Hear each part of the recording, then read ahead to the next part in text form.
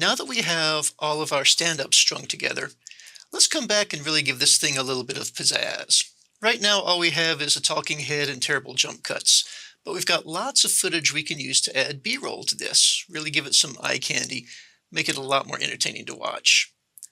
So everything over here in the media bin that's labeled close-up is an opportunity to insert some B-roll. And we're going to start here in the first clip. In stand-up 1, he talks about each of the coffee beans. So let's zoom in a little bit and take a look at this. We have a light roast,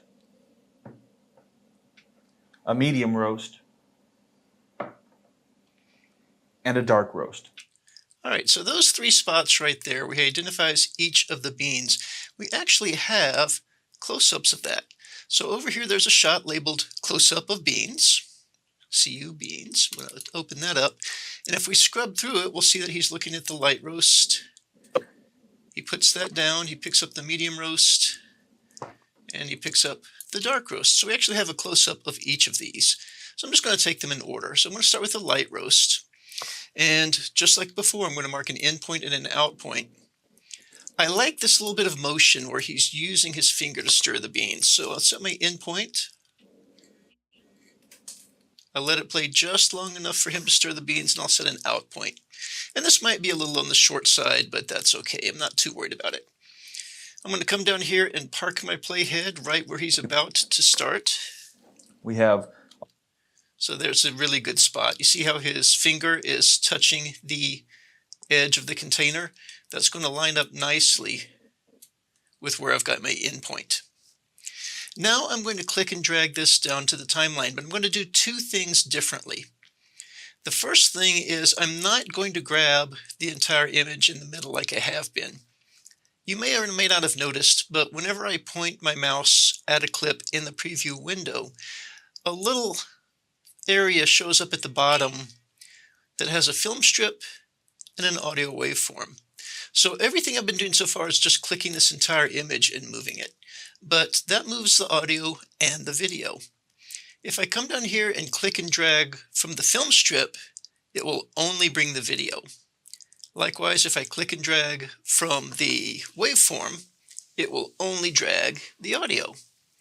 In this case, all I need is video. So I'm going to click and drag from the video. So that's one thing I'm doing differently.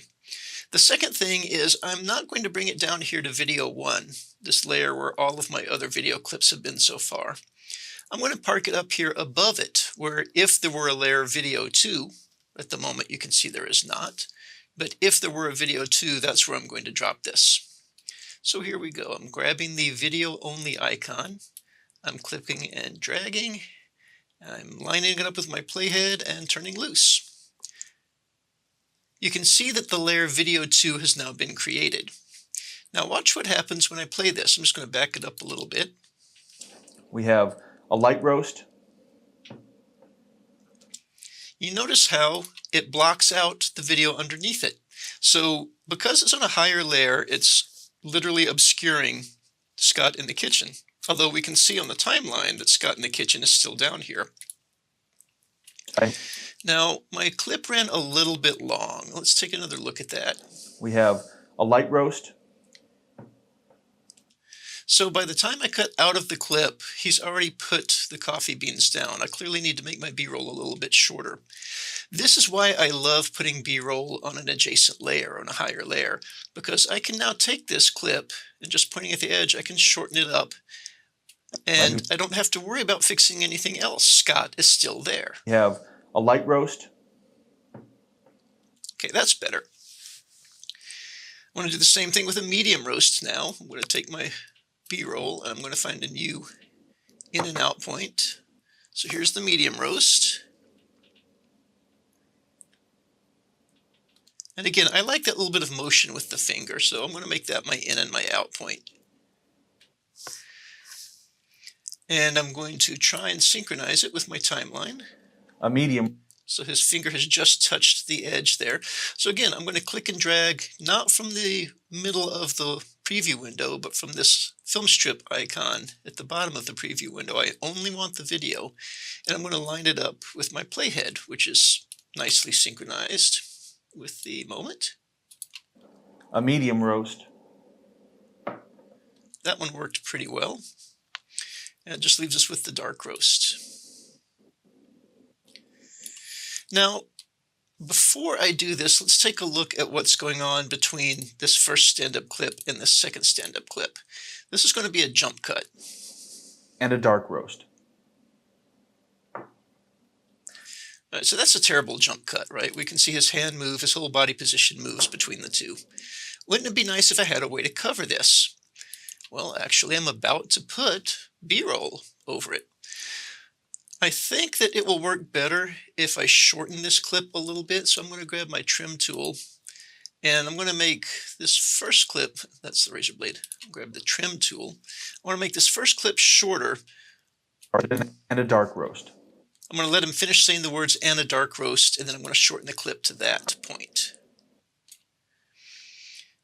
And a dark.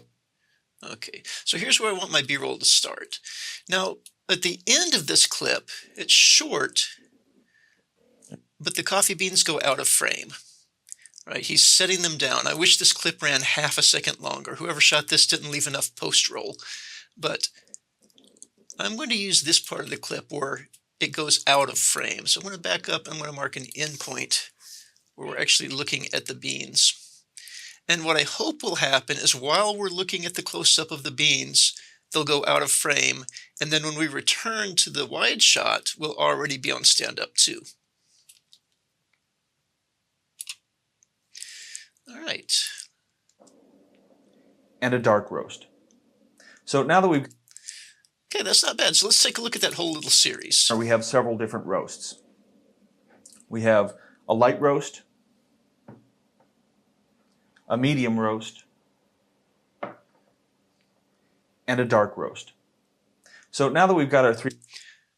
Not perfect. I could certainly nibble away at it a little bit, but that is not bad. And again, I love doing B-roll like this on a higher layer because if something needs to be changed, it's very easy to change it. If I wanted this dark roast clip to be longer, all I have to do is grab the end and stretch it a little bit. If I wanted this light roast to start a little bit earlier, all I have to do is click and slide it a little bit. I don't have to worry about repairing any damage. Now, I could have done this. Let me undo that last move. I could have done this initially by dragging my B-roll onto the same layer as the video. And at a glance, this looks the same. We have a light roast. But the problem now becomes if I want to make a change. If I want to take this clip and make it shorter, I've got a hole that I have to worry about dealing with. If I want to take this clip and move it somewhere else because I accidentally put it in the wrong spot, again, I've got a hole to deal with. So let me undo that and undo that and undo that. By doing it on a second layer, I can put it wherever I want without any consequences, and I can make it as long or as short as I need, again, without any real consequences. I'm not hurting anything I've already edited because I'm simply covering it up at the moment. There are a lot of opportunities here. We've got close-ups of just about everything. And there are a couple of places in the timeline where you can use this trick. You can use the B-roll to cover a jump cut. When he's steaming the milk is a great opportunity. If you recall, I razor bladed that pretty aggressively. So spend a little time doing this. We're getting really close to you being able to put together a finished project at this point. Grab some B-roll, make it as long as you need it to be, get it lined up with the timeline, and then play with it. Make it perfect. Make it flow the way you want it to flow.